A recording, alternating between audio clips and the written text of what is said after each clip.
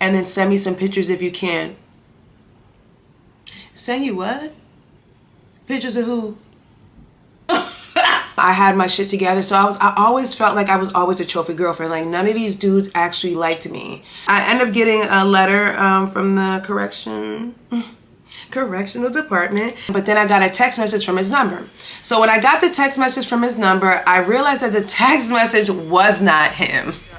Welcome back to another Storytime video today, guys. I actually look kind of weird right now because I have 0 eyebrows on, but I felt like today's Storytime gave me enough time so I could actually do my eyebrows on camera for you guys today. So we're gonna do like a little eyebrow tutorial, whatever, even though y'all can see right here, I haven't got my eyebrows done in like couple of months. The next time I'm gonna get my eyebrows done is in December. I like to do like 6 months in between. I get my eyebrows threaded anyways, just to kind of really let these grow in. So I feel like next year I'm gonna be to the point where they're gonna be like nice and filled in, where I don't have to put too much stuff on it, which I don't do that much now, but I gotta cover it, so that's the major issue. But we're gonna do like a little brow tutorial today. This is kind of like the makeup look I went for today.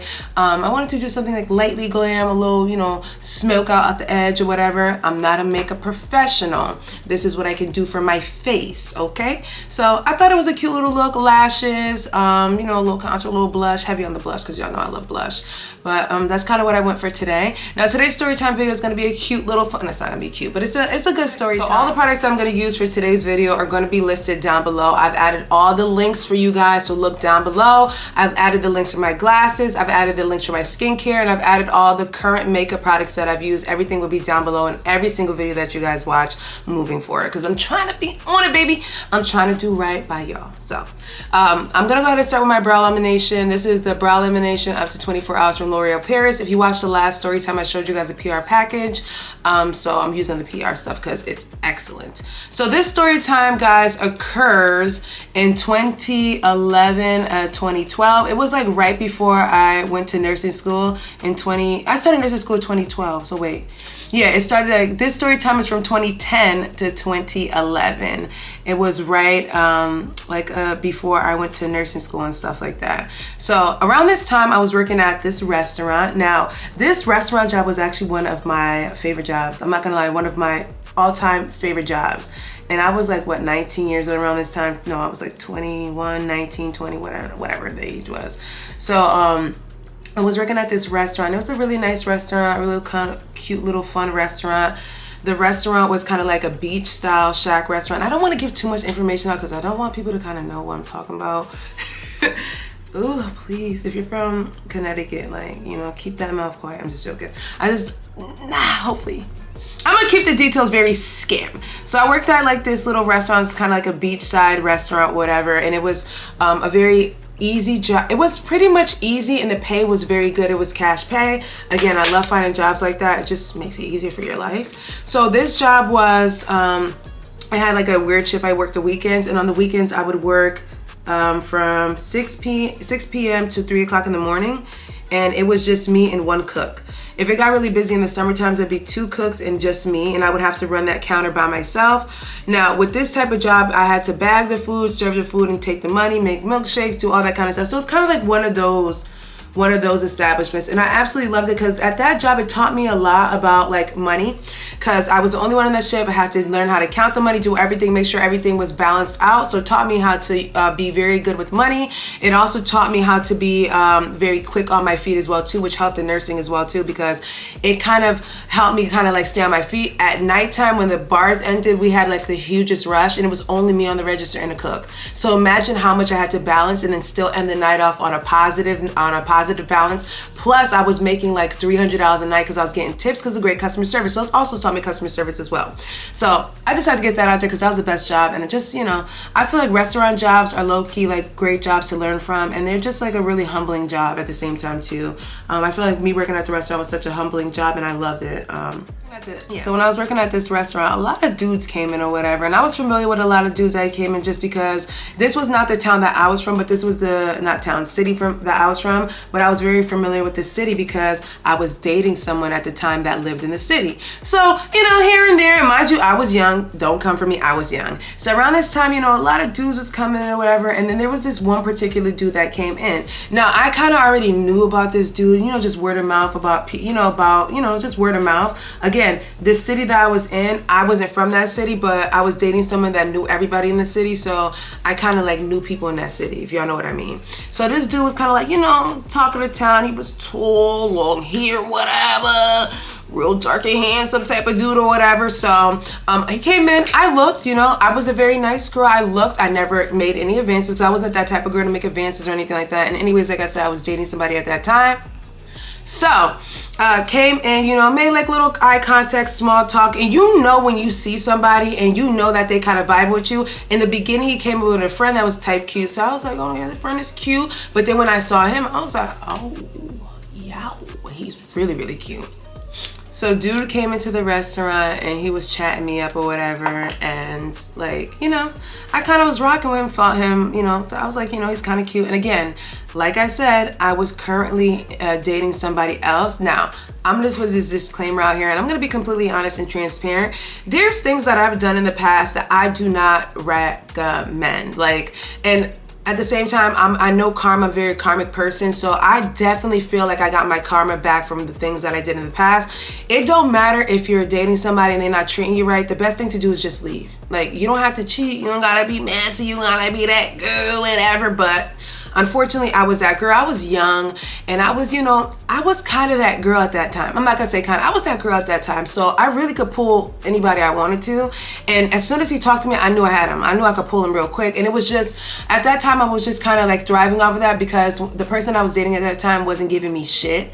The person I was dating at that time, like, I went away to college or whatever, was really lacking on communication and just was not like, you know, I felt like, I'll say this, I don't know if anyone has experienced this. A lot of the times when I've dated people in the past, I've just been a trophy girlfriend. And when I mean trophy girlfriend, I'm not even trophy girlfriend even as an influencer and stuff like that. Like, I'm talking about trophy girlfriend from back in the day, because I was a very ambitious person. Around the like early, once I graduated high school, around my early 20s, I was always getting money. Like, I always had jobs, I was always doing stuff. So I was kind of like the pretty successful girl, you know, I had my shit together. So I always felt like I was always a trophy girlfriend. Like, none of these dudes actually liked me. So that also plays a part in how my behaviors were too, which I'll explain. So for me, I was more of a trophy girlfriend to a lot of dudes. Like, I wasn't really, like, these dudes didn't like me. And again, we always talk about this, liking you. It's not about love, like, it's about love too, but in the beginning when you're dating someone, you have to find people that actually like you. And I don't think any of these dudes like me.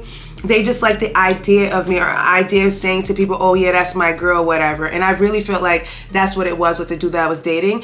Although I should have never did what I was doing. I should have just dropped dude or whatever. But it was fun. I was having fun with all the guys I dated, because I realized that they didn't really like me. I didn't have attachments to people, so I could literally just have that type of, you know, relationship with them and go about my business. No attachments, no feelings hurt or anything like that. I was very like emotionally unconnected to these dudes. Again, I don't recommend this, because karma will come and get you really, really good. And throughout all those years in my 20s when I was wilding out and stuff like that, the greatest karma that I got was from that last turd that I dated. So I'm telling y'all, if you just do right by people, even if people aren't doing right by you, one thing I always say is just do right by people, because they will receive their karma. Again, another example, the last situation with my ex-roommate or whatever, in that situation, even though I was going through and that person was doing me wrong, I continued to do right by that person, because at the end of the day, the greatest karma was me leaving and never coming back, zero contact. So you just gotta do right by people, and I had to learn that the hard way. Like, I had to learn that the hard way. So I don't recommend, if you don't want to be with somebody, or if you're not vibing with the person, just go on and leave, okay? Don't stay because it's familiar or because you love the family. And again, that person that I dated around that time, I was in love with the family. So I feel like that's why I stayed, because the family, I loved the family.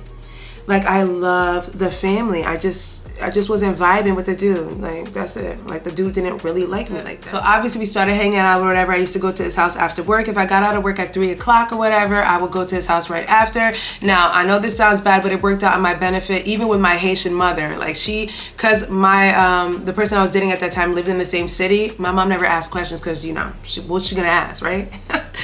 Bad, guys, I know, bad, bad, bad. So I would go to his house, I would spend time with him, we would hang out and stuff like that. Now, I did know that he just came out of jail. One of my girls actually told me that he went to jail. She knew him because she was from that town too. She grew up in that town. So he just got out of jail, which was not a concern to me because like I said to you guys, it was like a mutual understanding what it was. Like, even though I hate this about dudes, and this is one thing that I can't stand about dudes, we'll have a mutual understanding, right? And for me, I never grew attachments to people because I just knew what it was. And I'm the type of person that I don't want nobody correcting me and telling me like, oh, you was never my girl type of situation. You were never gonna have that chance to say that to me. And I knew that since I was in my early 20s, like never give somebody the upper hand to be like, oh, you ain't my girl. So I knew kind of what it was between us, but he would just do stuff that would make it seem like it was a little bit more than what it was. So I'll let him rock out. I'm gonna let you think that, honey.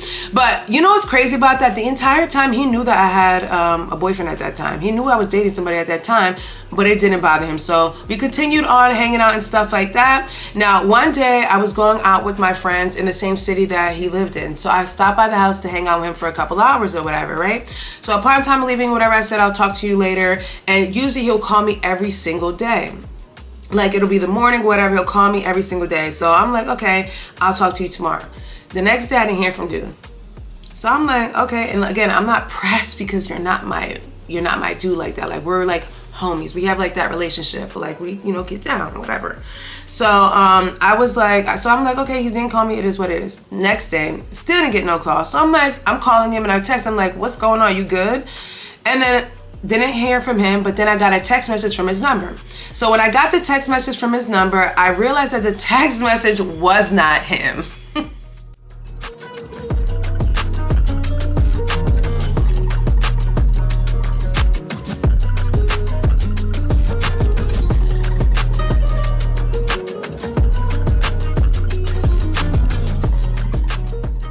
Text message read off, so-and-so is in jail, got arrested last night, wanted me to reach out to you and let you know that they were okay and that they would be writing you or whatever, or something like that. So obviously the text message was from a said so person's mother, and the mother obviously got his phone or whatever and decided that, I don't know why and you know what, thinking about it now, I was talking to my sister about this, I think that he probably liked me more than I thought he did.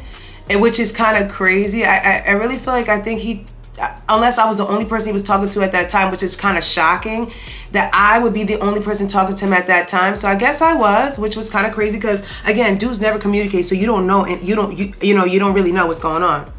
You would never know. So I guess I was the only person talking to him at that time, whatever. Or maybe he actually did like me like that. Even though I kind of saw like weird signs. But I'm not gonna try to say, you know, I'm never gonna come out my mouth and be like, oh, we together. No.